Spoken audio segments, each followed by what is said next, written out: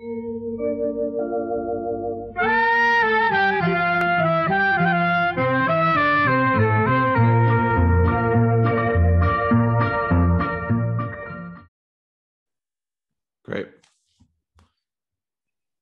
Okay, so we had part one, and I introduced you and we looked at some of your background. So I thought it would be better this time to just kind of jump right in, if that's all right. Indeed.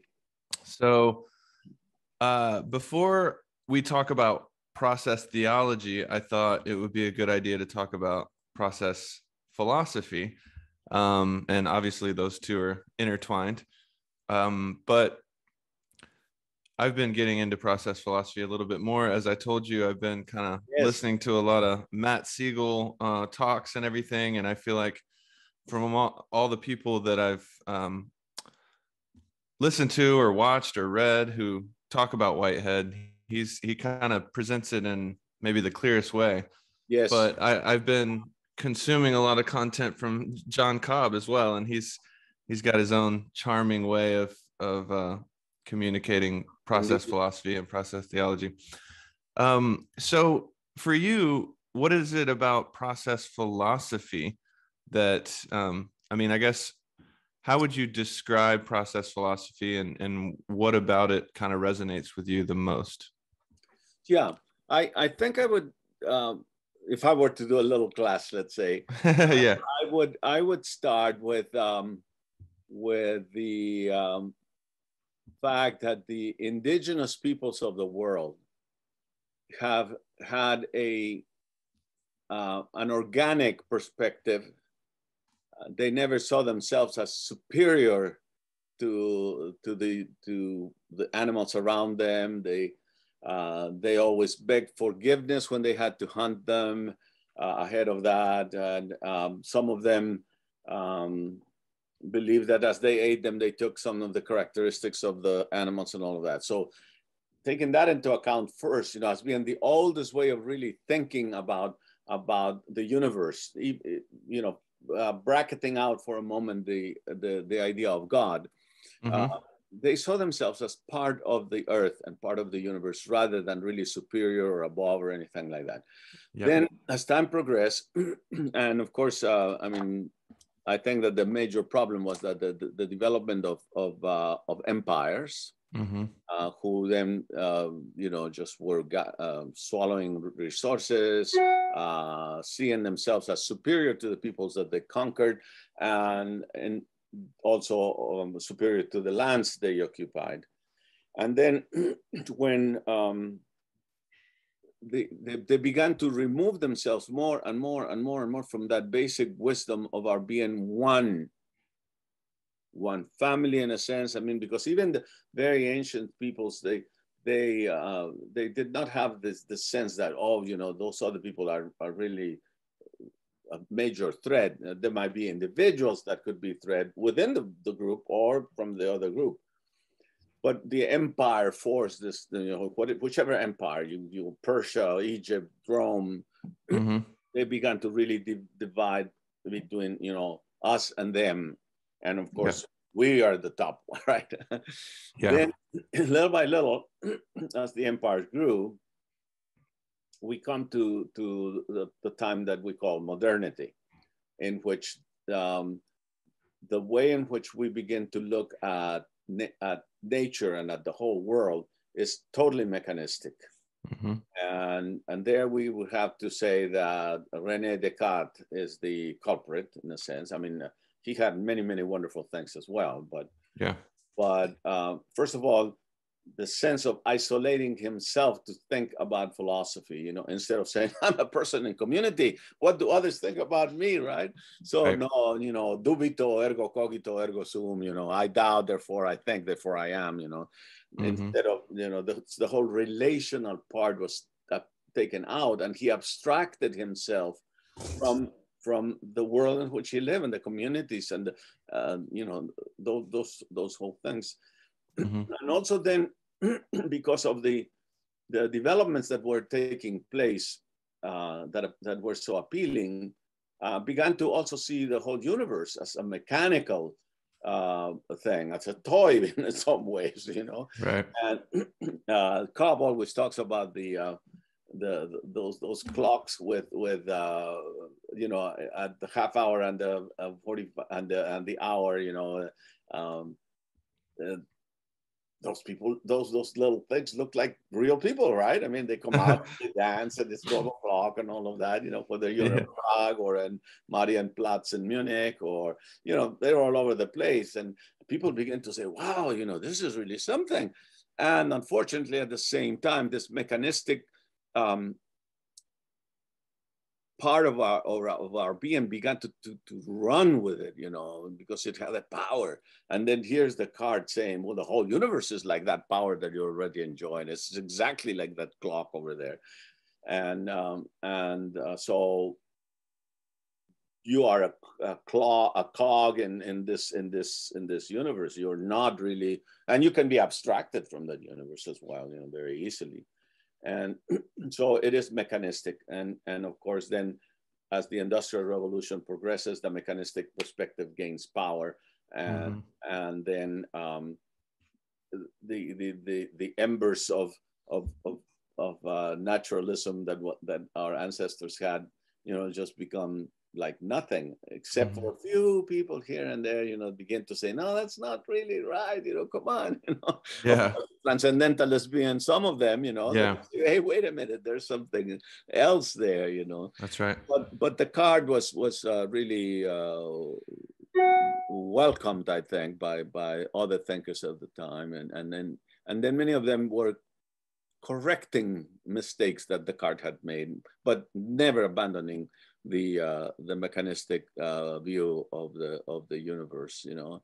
And also that then in terms of the connection with theology, then it opens up the possibility of deism, in which God is the great designer of this gigantic cosmic clock, but once the God wound it, you know, it's okay, and I'm just gonna take a nap, you know. Right. Exactly. I disappear from the scene.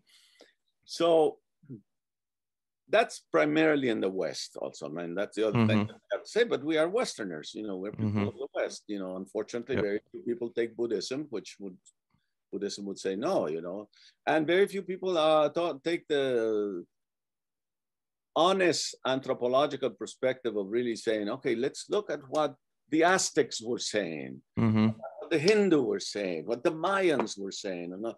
No, they're our slaves. We conquered them. We're numero uno. They don't have anything to contribute in terms of philosophy, or theology, definitely, right?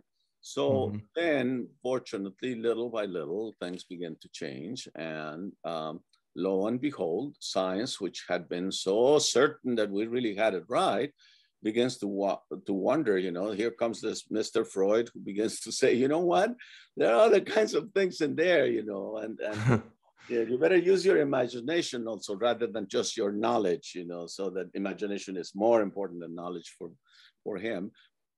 And then he begins to look at things in a different way. And of course, Charles Darwin is also, and before Darwin, my good buddy, I reach out to him, Alexander von Humboldt, you know, he certainly was no mechanistic person, you know, and so he gives to Darwin really the tools with which to really look at the universe in a different way, but also specifically at the development of humanity. And so here we are now by the end of the 19th century. Really heavy-duty thinkers are beginning to say, no, human beings are not separated from the animal kingdom. And there's a continuity from the, quote, mineral kingdom, the vegetable kingdom, the animal kingdom, and the human kingdom. There's a continuity there. There's no sharp separation between all of them, you know. So then from the side of physics, of course, I mentioned already Einstein, we have a major revolution in which we say, you know, all of the certainties that we had, we are not so sure anymore, you know. Is matter just, quote, you know, really matter, you know, or is matter permeated with also thinking, you know, even if it is in a minor way or in a apparently trivial way, you know, that, but quarks and all kinds of things that begin to say to scientists, you know, look at the whole thing again. And so from the philosophical side, von Humboldt was a very good friend of Goethe.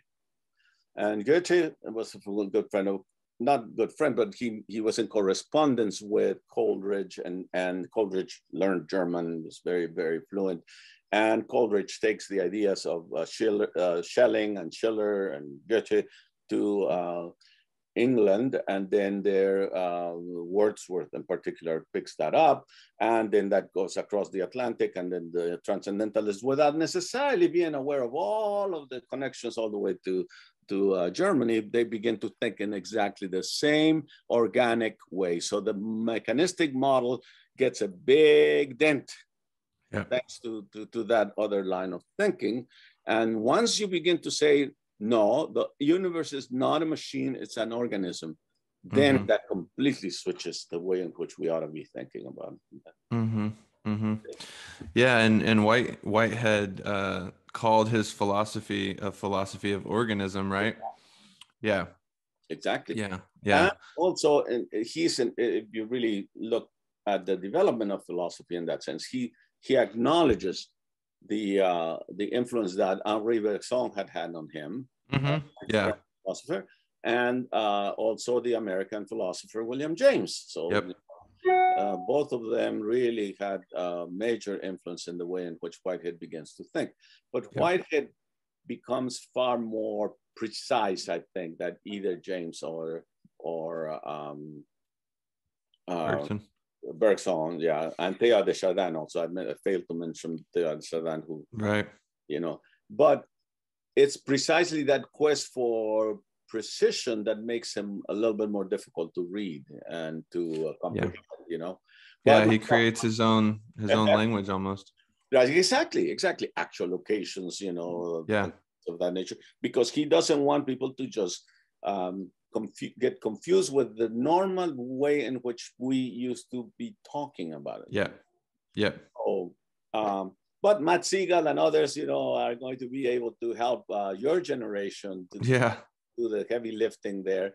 And I think little by little, people will gravitate more to your side in the sense of the aesthetics of it. You know, that's the beauty that for me is that there's not only one door or window through which one can enter into process thought, but you can do it through the aesthetic side, you can do it through the ethical side, you can do it through the scientific side, you know. I mean, so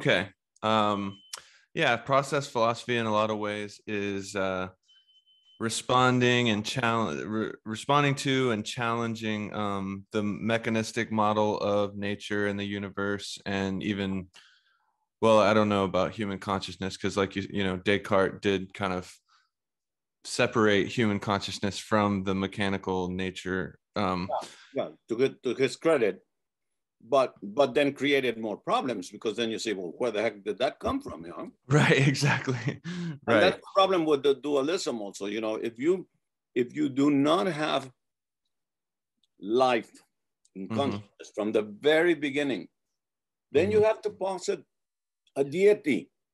You know, at some point, okay, there's so that the Sistine Chapel, you know, with God touching Adam, is very much, that's exactly in the model, you know, but in Whitehead's model is not. I mean, and of course there are Whiteheadians that are non-theistic, and they can dispose of that. I personally think because of the theist perspective that he has, which is different from the normal theism. You know, that instead of that finger that just touches Adam, that presence of the divine is in the most infinitesimal part of the universe from the very beginning. And then it just begins to accumulate little by little, until this fantastic brain comes up. But the brain is not equivalent with the mind either.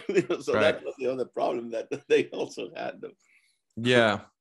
I feel like I'm still trying to get a sense of Whitehead's theology. I mean, from my understanding, he says that creativity is kind of the most fundamental and maybe the most absolute or something, and that creativity comes before God in his view, right? And God is a creature of creativity. And you know, I'm getting this from Matt Siegel, and I'm sure he's putting his own spin on it, maybe. But from what I've gathered from what he said, it's like maybe the divine is the first act and the ongoing act of like bringing infinite creativity into actuality, maybe something like that. And what's very important is that Whitehead does not start with the presupposition that there has to be a divinity. He comes to the conclusion that a divinity is necessary to complete the system. And I love that. I really love that. You know, I mean, he had already given away all of his theological books. His father was a priest. Right. And he had given all of his books. He had given up on God. Yeah. You know, and then when he's putting the whole system together, he goes, well, where does creativity come from? You know, and then as he begins to really, you know, go deeper and deeper into all of those things, they go, whoops, you know, no, I can't just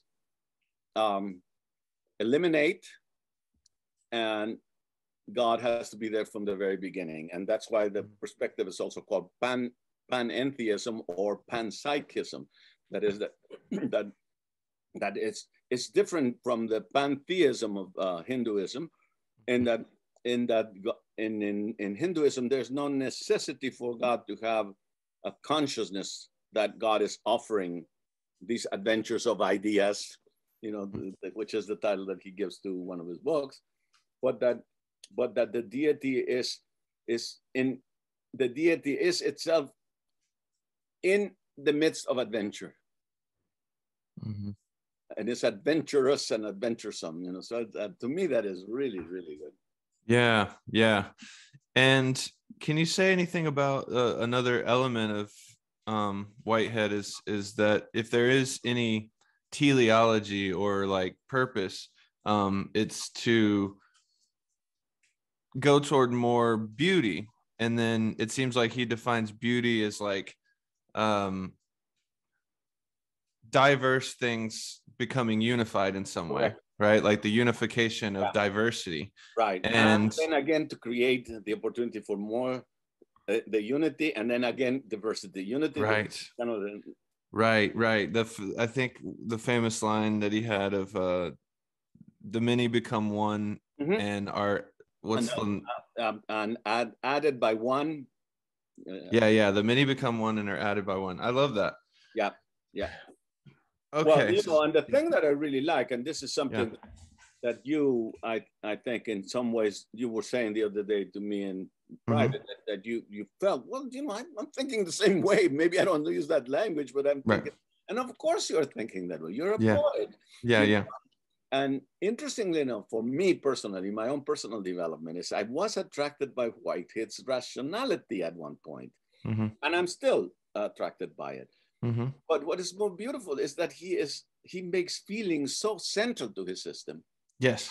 You know, so that on the one hand, I remember, I mean, when I was going into seminary, you know, before I went into, I became acquainted with Whitehead in my second year in college through Religion in the Making primarily, and then others began coming in. And I go, well, I really like the fact that he was a logician, a mathematician, and a physicist. You know, I wanted something tough. You know, I want something that I need to bite onto that. You know, right. and I remember I bought a book called Sermons for Intellectuals. You know, that's nice. But it's finally when you really get it, you go, oh my God, you know, there are so many beautiful entryways. Okay, if you want to do it through the same process logician, mathematician, physicist, and then philosopher. Mm-hmm. Okay, go ahead, suffer if you want. Right. But there are other ways, to do it. And of course, the fact that he read religiously the prelude every night before going to sleep. He would do certain lines from the prelude and put it away, go to sleep, and then the next day the same thing. Every day of the time that he was, at least the time that he was in the United States, from his arrival until his death, he was reading the prelude daily. That's so interesting. I can see why. Once you enter into that, you say, my God, this is it. This is it. And the summary, well, in a sense a summary, even though it's a totally different work. I shouldn't say totally different work. It's a different piece that he wrote, Wordsworth. That ode on intimations of immortality from recollections of childhood. That I have not studied Wordsworth, in a careful way. So I'm not sure whether he wrote first that and then the prelude came, or whether he wrote the prelude and then he sort of summarized it in Ode of Intimations of Immortality. I think the ode is first. I have he did not get it through philosophy. He got it, as filtered through Coleridge, Right. Yeah. I've been kind of dipping into Schelling as well. I remember several months ago, you kind of dropped his name to me, and I had heard of him, but I had never really studied him. And then serendipitously getting tighter with Raymond, and Raymond really likes Schelling and Whitehead. And so, very, very cool stuff.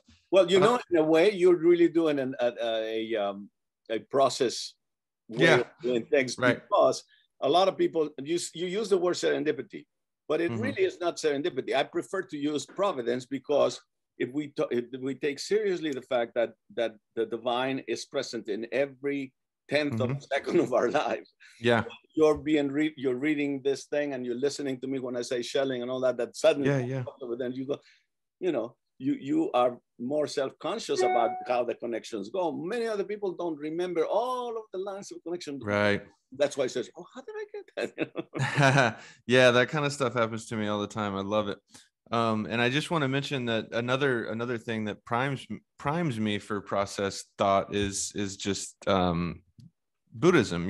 I've been interested in Buddhism for years, and especially Mahayana Buddhism. Yes, it's interdependence, mutual arising, like all sorts of and even the fact that process philosophy is kind of saying no, it's replacing substance with process, and that's exactly what Buddha was doing with Hinduism. He was saying, well, the Atman, he didn't see that there was this unchanging substance like the Atman. He said, no, it's more interdependent process. Exactly.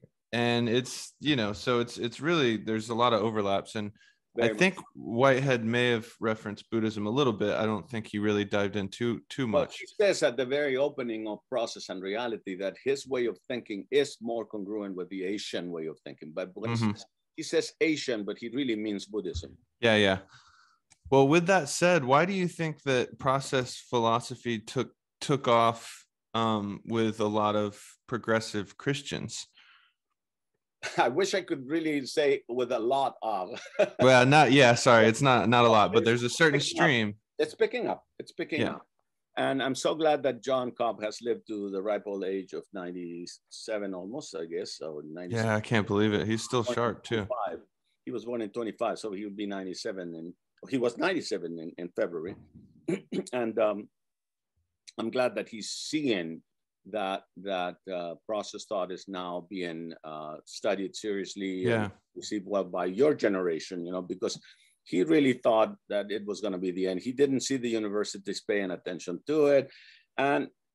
But at the same time, he realized, hey, it doesn't have to be in the universities, it has to be in podcasts and, all of these other ways in which knowledge is being transmitted all over the world. And so when I brought, and I not that I need the credit, but I want to at least say to people that I had a major role in bringing Matt Siegel to Cobb's attention, and That's vice awesome. versa, you know. So I feel, okay, I did my good deed. Yeah. I could die now and be because he really is going to be, he already is a major figure, and he's going to become an even more major figure. Yeah, I hope so. The question is the next generation after him. But I think it's pretty, I feel pretty secure that's going to happen. And I think that in some ways the ecological crisis is also assisting, because the best possible philosophy to deal with the ecological crisis is yeah, I agree. So yeah, I know that John Cobb has talked about how John Cobb has done a lot of dialogue with Buddhists, which I think is really cool. And he, I've heard him talk about how maybe one criticism that he has of Buddhism is that it's often kind of ahistorical in its teachings, whereas Christianity, at least especially in the way that he envisions it, it's much more grounded in history. Yeah, because of the Judaic great roots of Christianity. Exactly. Yeah, and it seems like that's maybe one reason why the Christians who are drawn to process theology, it's about that kind of historical view and seeing, looking at evolution and looking at time, and so it's not at all ahistorical in the way that some Eastern traditions are. And so yeah, how do you see, what is it about process thought that draws those Christians who are drawn to it? Where does Christianity and process thought kind of align for you? It's a perfect question for what I'm doing right now. Yeah. I'm in the midst of reading a book about a friend of mine who was the son of missionaries in Nicaragua. And the man who wrote about him, actually, he's very little known in the United States. He's extremely famous in Latin America, but nobody knows about him in the United States. And sadly, a German guy wrote his habilitación, which is more than a PhD, on this man whose name is George Pixley. And what attracted this man to Pixley was the fact that Pixley was juggling three very disparate balls or objects. You've seen those that they have a hatchet maybe and a ball and something. Right. Well, he was doing that because he was a Baptist. His parents were American Baptist missionaries in there. And then he opened himself to the historical critical method of the study of the Bible, which not all Baptists actually accept, I mean, I won't go too deeply into that, but let's just say that it is the best tool to study the scripture so that you can, an intelligent person can legitimately then affirm certain things and preach about them and live a life of sacrifice and whatever is needed, for in order to serve humanity. So his Baptist roots, conservative, historical critical method, and then comes in 1968 Befreiungstheologie, that liberation theology. So I did all this So it was natural in a sense that someone like Pixley, his name is George Pixley, gravitated to Whitehead as well, because he was already sort of predisposed, okay, my grounding is very good as a Baptist, especially because of the social gospel in the United States and how it enabled his parents and then him to really give their life to the marginalized peoples of the world. But then I don't have to just buy all of that a critical and supernaturalistic kinds of things that are in the scriptures, because they come from a world where the supernaturalism was accepted, but there's a different way of understanding, and then the historical critical method is the way to do it. So then comes liberation theology. But by the way, Pixley, even though this man does not deal with the process theology side of Pixley had already been introduced to process philosophy and theology at the University of Chicago. But it became sort of a background kind of a thing rather than central to what he was doing. It wasn't until after his retirement and he came to live in Claremont that then process became much more a central part of his post Latin American phase, I guess, you know. And then he can read and he can look back and say, oh, I was doing also this because I was, you know, I was already influenced by this view of the universe, which was congruent with the mosquito ideas in Nicaragua and you know all of what he experienced in being a Nicaraguense, because he's far more Nicaraguense than he's American. You know, his Spanish is perfect, and in this guy, the German guy that wrote this book about him, said that Jorge said that he really identified with a popular song in Nicaragua called "Yo Soy el Pinolero." Pinole is a drink that's made out of corn with a little bit of chocolate. That's pinole, and then you can make it into a corn gruel kind of a thing, or you could eat it with just the powder, so the pinole. In Mexico, we have it as well. But this song itself is like that. It's what the poor people drink. It's not alcoholic. It can be made into something, but it primarily is used as coffee, as you know, the breakfast. But the song "Yo soy el pinolero" is that's who I am. And by identifying himself more with the people of the soil, then this organic view came to his assistance, you know. And so when he comes to the United States and he writes then a book, first in Portuguese and Spanish, and then finally in English, about the God of the Bible as being a process God, that's received in Latin America very well, you know, immediately. Because the roots of the peoples in Latin America, I mean, our interactions in Latin America, we cannot escape the interactions with the Indians, with the native folks. Here in the United States, we can hide them more easily. But in Latin America, you can't hide them, especially in Mexico. You know, I mean, when Mexico, because of the power of the Aztecs and the Mayans, you know, you cannot ignore them. And it's around you. You breathe it. You smell it. You're swimming in it like a fish, you know. And so sooner or later you go, oh yeah, of course. And then when you have the philosophy of Whitehead, then you say, my God, these Indians were right on. Right. Yeah. That's great.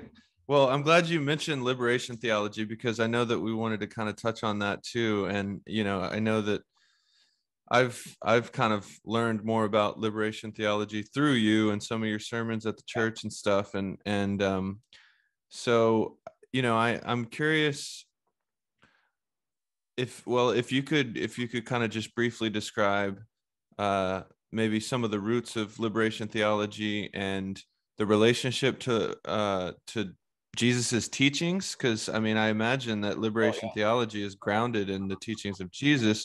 And then kind of how you see, you know, in today's world on the ground as a living being right now as a human, how it might be useful to kind of like find an intersection between process theology and liberation theology. Yeah, historically, biographically, I actually became first a process thinker and then a liberation thinker, simply because I was living in the United States. And when I wrote my dissertation, which in fact, I have my lady friend over here, I'll show her to you. This is Coatlicue. Nice. The mother goddess of Mexico, except that she is 7 feet tall. It's one rock only, And look at all of the symbols that are there. This is a cosmovision that is totally congruent with process thought. Yeah. And it is cruciform in the front and pyramidal sideways. I mean, these people, they were absolutely tremendous sophisticated aesthetics. Yeah, the high sophistication. You know, and the Spaniards come with gunpowder and all that, and they better than that. And they buried her. They buried Coatlicue. Fortunately, Alexander von Humboldt had heard that they had buried her over there, right? And he goes there and he prevails on his friend because he was a mineralogist as well. And so was the Bishop of San Luis Potosí, and he prevails on the Archbishop of not Mexico, it was still Nueva España, to give him permission. And he says, I swear, I just want to see it and we'll bury it right back. And they did that. But interestingly enough, at the same time, they discovered there, buried along with Coatlicue, the Aztec calendar. Wow. You know, why did they bury the Aztec calendar? I mean, you can understand a little bit of why they would bury her, but why would they bury the Aztec calendar? And so they said, well, let's take the Aztec calendar out. And they never reburied the Aztec calendar. They put it on the cathedral of the city of Mexico. So that's the beginning of the fusing of the cultures, finally. Yeah. You know, so a little bit of respect and dignity for the Indians, that the Piedra del Sol, the Aztec calendar, is right there. Okay, so so now specifically, liberation theology then comes in as a response to the fights against colonialism in Africa, and it's the Protestants who respond primarily to that. And Jürgen Moltmann wrote a book called Theology of Hope, and a Latino-Americano who was in the Council of Churches and was acquainted with Moltmann writes differently. He writes about Marx and the Bible, and he writes about how the ideas of the socialists and the Marxists can be appropriated without necessarily giving in to all the packages, the political packages of the Marxists. The Roman Catholic Church saw that they needed to do something. You know, they had done something in the 19th century, responding to the initial growth of Marxism, and they created the Justice and Peace Commission and other entities that dealt with the marginalized people at the level of the Pope, the papacy, the Curia, and at each of the levels of the church. Fast forward to this time where, you know, Africa is in turmoil, kicking out all of the colonialists, and in Latin America, the poor are beginning to take also, you know, their role in history a lot more seriously. So, but Vatican II opened up all kinds of things. You know, that was the first major rethinking of the faith on the part of the Roman Catholic Church. So you have the Protestants primarily responding to Africa, and the Catholics primarily responding supposedly to the whole world, but really primarily Latin America is the one that absorbs the teachings from Rome and converts them.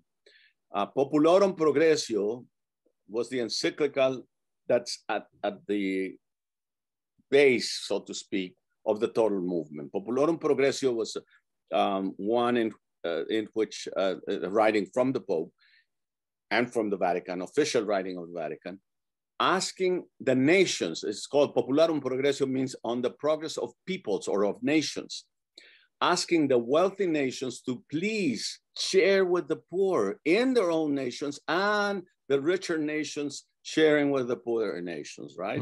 And then they push the different areas to read carefully what the Popularum Progressio had said, to land it in their own context, and then address it from that perspective. Well, in Latin America, what happens in 1968 is that the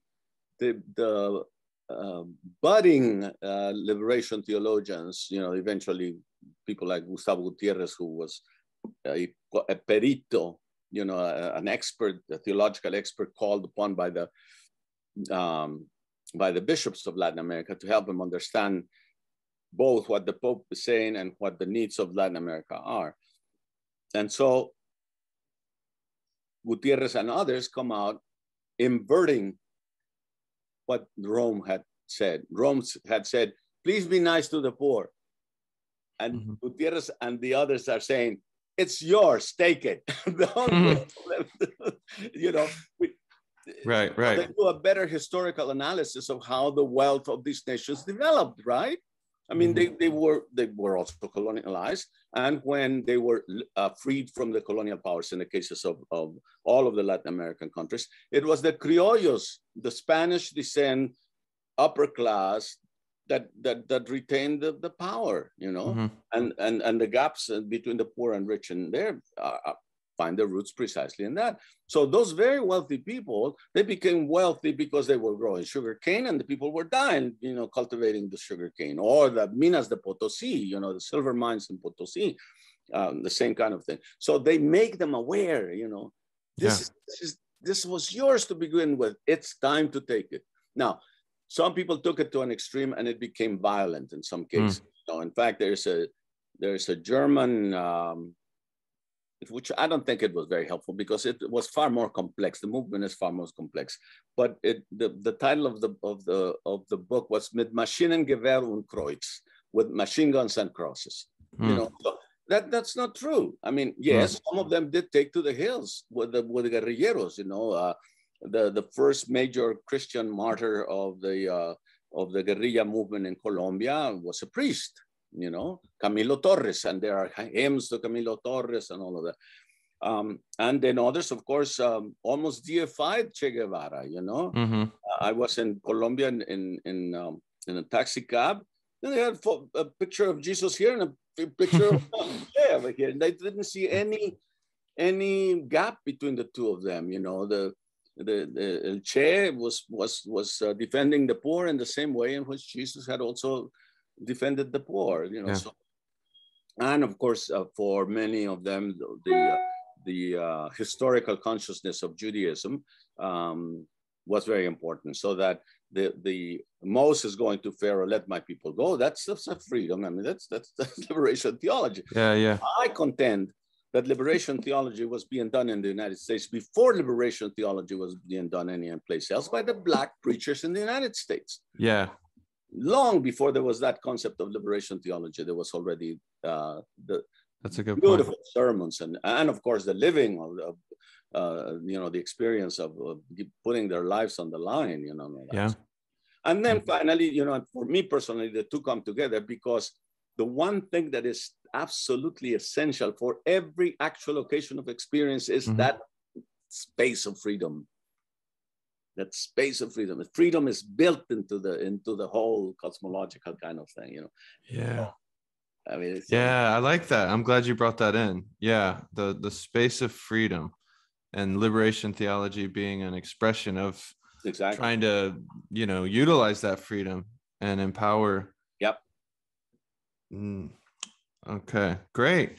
Well, thank you so much. I'm trying to think if I have any final wrap-up questions. It's been about almost an hour here. We touched on most of the things I wanted to discuss. Well, I hope that tweaks the curiosity of the folks that listen to you, so that we can do some time later on other kinds of things where other people can keep on asking the questions, and see what the next step. I mean, your generation, I keep on saying that, but your generation, you and Singh and and Matt, I think I see the three of you, and of course there are also some women who are getting it as well. I mean, Catherine Keller is both a liberation theologian, a feminist liberation theologian, and a process thinker. So yeah. Well, I wanted to, as just a last little side note, I mean, I see you have some, what is it on your wall over there? Are those the Chinese writing back there? Yeah. I'm not sure. It's part of a poem.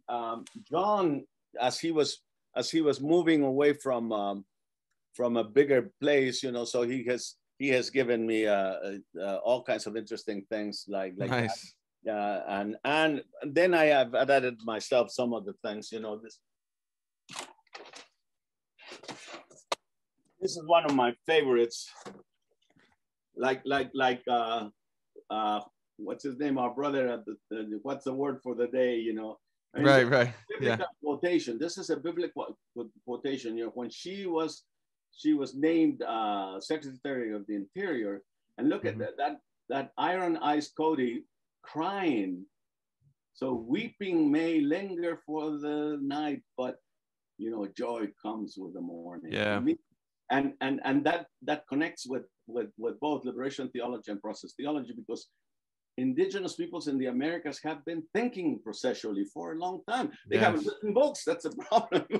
Right. You know? But they have been thinking along those lines for a long time, you know. So yeah, I'm glad you grounded in that. I'm glad that's where you started today too, you know, discussing process theology by looking back at indigenous communities that have been seeing reality this way for, you know, hundreds and hundreds of years. Yeah. And I always appreciate your historical consciousness. You know, so much of your view of everything is grounded in history, and I really admire that. So thanks for always dropping a lot of knowledge. And stay tuned for Sunday, because Sunday I'm going to do on Mother's Day some interesting things, you know. Cool. Also in terms of history and all that, you know. Nice. Yeah. I'll be there. It'll be the 30th anniversary of the riots, you know, and the Sunday after the riots was a Sunday in Easter, and then the following Sunday was Mother's Day. So we were right in the middle of all of that, those of us who were aware of what was happening. And I preached about that, you know. Yeah. You know, so at that time I was at Hollywood, and I could not ignore it. I had to address it, you know. So Right.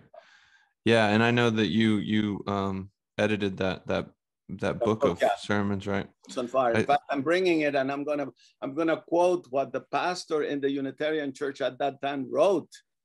Nice. So I'm gonna be. I look forward to it. I'll be there. I'll be there. So Yes. thank you so much for today, Ignacio. I'll see you soon.